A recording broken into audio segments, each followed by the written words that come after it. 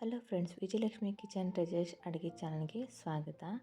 ಹೀಗೆ ಚಪಾತಿಯನ್ನು ಪದರವಾಗಿ ಮೃದುವಾಗಿ ಹೇಗೆ ಮಾಡೋದು ಅಂತ ನೋಡ್ಕೊಂಬರೋಣ ಬನ್ನಿ.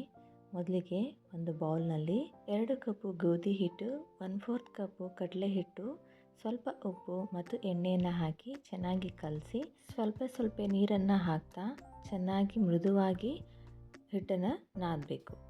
ತುಂಬ ಸಾಫ್ಟಾಗಿ ಈ ಚಪಾತಿ ಹಿಟ್ಟನ್ನು ನಾದಬೇಕು, ಇಲ್ಲವಾದರೆ ಅದು ಗಟ್ಟಿಯಾಗಿಬಿಡತ್ತೆ. ಹೀಗೆ ಮಾಡೋದ್ರಿಂದ ಚಪಾತಿಯು ತುಂಬ ಸಾಫ್ಟಾಗಿ ಬರುತ್ತೆ ಮತ್ತು ನಾವು ಕಡಲೆ ಹಿಟ್ಟನ್ನು ಹಾಕಿರೋದ್ರಿಂದ ತುಂಬ ರುಚಿಯಾಗಿ ಕೂಡ ಬರುತ್ತೆ. ಹೀಗೆ ಮೃದುವಾಗಿ ನಾದಿದ ನಂತರ ಇದರ ಮೇಲೆ ಪ್ಲೇಟನ್ನು ಮುಚ್ಚಿ 20 ನಿಮಿಷ ಬಿಡಬೇಕು. ಈಗ ಚಪಾತಿಯನ್ನು ಮಾಡುವಾಗ ಕೈಗೆ ಸ್ವಲ್ಪ ಎಣ್ಣೆಯನ್ನು ಹಚ್ಚಿ ಮತ್ತೆ ಒಂದು ಸಲ ಚೆನ್ನಾಗಿ ನಾದಬೇಕು. ನಂತರ ಉಂಡೆಗಳನ್ನಾಗಿ ಮಾಡಬೇಕು. ಚಪಾತಿ ಹಿಟ್ಟನ್ನು ಕಲಸುವಾಗ ತುಂಬ ಅಂಟಂಟಾಗಿ ನಾದಬಾರ್ದು, ಇಲ್ಲಾಂದರೆ ಚಪಾತಿಯನ್ನು ಲಟ್ಟಿಸಲಿಕ್ಕೆ ಆಗಲ್ಲ. ಸರಿ, ಬನ್ನಿ ಈಗ ಚಪಾತಿಯನ್ನು ಮಾಡೋಣ. ಹೀಗೆ ಉಂಡೆಗಳನ್ನಾಗಿ ಮಾಡಿ ಒಂದು ಪ್ಲೇಟ್ನಲ್ಲಿ ಇಡಬೇಕು. ಮೊದಲಿಗೆ ಒಂದು ಉಂಡೆನ ತಗೊಂಡು ಹಿಟ್ಟನ್ನು ಹಚ್ಚಿ ಚಿಕ್ಕದಾಗಿ ಲಟ್ಟಿಸಬೇಕು, ಪುರಿ ಹಾಗೆ.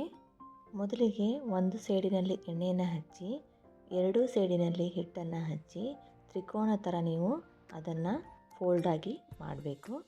ಹೀಗೆ ಟ್ರಯಾಂಗಲ್ ಶೇಪ್ ಮಾಡೋದ್ರಿಂದ ಚಪಾತಿಯು ಪದರವಾಗಿ ಬರುತ್ತೆ.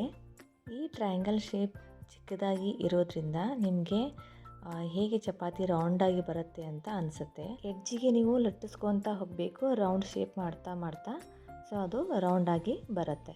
ಫಸ್ಟ್ ಟೈಮ್ ಚಪಾತಿ ಮಾಡೋರಿಗೆ ತುಂಬ ಕಷ್ಟ ಆಗುತ್ತೆ, ಬಟ್ ನೀವು ಮಾಡ್ತಾ ನಿಮಗೆ ಅದು ರೂಢಿ ಆಗುತ್ತೆ ಹೇಗೆ ರೌಂಡ್ ಶೇಪ್ ಮಾಡೋದು ಅಂತ.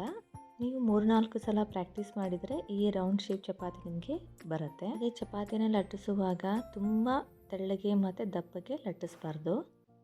ಸರಿ, ಬನ್ನಿ ಈಗ ರೌಂಡ್ ಶೇಪ್ ಚಪಾತಿ ರೆಡಿಯಾಗಿದೆ.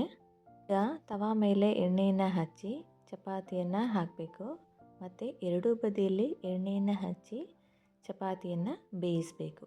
ಮೊದಲಿಗೆ ಒಂದು ಬದಿಯಲ್ಲಿ ಸ್ವಲ್ಪ ಬಬಲ್ಸ್ ಬಂದ ನಂತರ ಚಪಾತಿಯನ್ನು ತಿರುವಿ ಹಾಕಿ ಮತ್ತು ಎಣ್ಣೆಯನ್ನು ಹಚ್ಚಬೇಕು. ಹೀಗೆ 2 ಬದಿಯಲ್ಲಿ ಎಣ್ಣೆಯನ್ನು ಹಚ್ಚಿ ಚಪಾತಿಯನ್ನು ಚೆನ್ನಾಗಿ ಬೇಯಿಸಬೇಕು. ಚಪಾತಿಯು ಉಬ್ಬಿದ ನಂತರ ಈಗ ರೆಡಿಯಾಗಿದೆ. ಹೀಗೆ ಬೇಯಿಸುವಾಗ ಉಬ್ಬೋದ್ರಿಂದ ಚಪಾತಿಯು ಸಾಫ್ಟಾಗಿ ಬರುತ್ತೆ.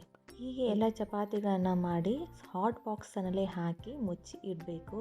ಇದರಿಂದ ಕೂಡ ಚಪಾತಿಯು ಸಾಫ್ಟಾಗಿ ಆಗುತ್ತೆ. ರುಚಿಕರವಾದ ಪದರವಾಗಿ ಮೃದುವಾಗಿ ಚಪಾತಿಯು ರೆಡಿಯಾಗಿದೆ. ಈ ಚಪಾತಿ ಜೊತೆಗೆ ಮೆಂತ್ಯ ಪಲ್ಯ ಹಾಗೆ ಬದನೆಕಾಯಿ ಪಲ್ಯ ಮತ್ತು ಪೆಪ್ಪರ್ ಮತ್ತು ಸಾಲ್ಟನ್ನು ಹಾಕಿ ಫ್ರೈ ಮಾಡಿರೋ ಹಾಗಲಕಾಯಿ, ಕ್ಯಾರೆಟ್ ಒಂದು ಒಳ್ಳೆ ಕಾಂಬಿನೇಷನ್. ಈ ವಿಡಿಯೋ ಇಷ್ಟವಾದವಲ್ಲಿ ಈ ಅಕೌಂಟ್ನ ಸಬ್ಸ್ಕ್ರೈಬ್ ಮಾಡಿ ಹಾಗೆ ಇನ್ಸ್ಟಾಗ್ರಾಮ್ನ ಫಾಲೋ ಮಾಡಿ. Thank you.